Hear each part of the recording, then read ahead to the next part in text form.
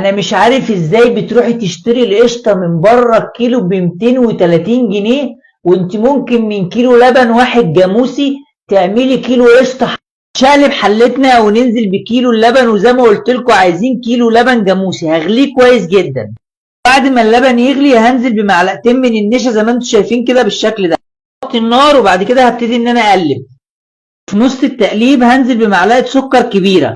اول ما احس ان هي تقلت هنزل بكيس من الفانيليا وهقلبهم كويس. انا عايز اوريكم القوام بيبقى عامل زي شبه المهلبيه كده. هطفي عليها واجيب تكه بقى والفوله اللي هيخليها تعمل قشطه بدل المهلبيه.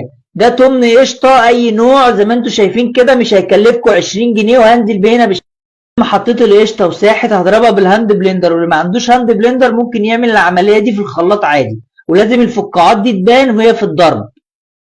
صينيه عندي بقى وهنزل فيها انا احطها في قالب الكيك الحلو الكبير ده زي ما انتم شايفين كده بالشكل ده.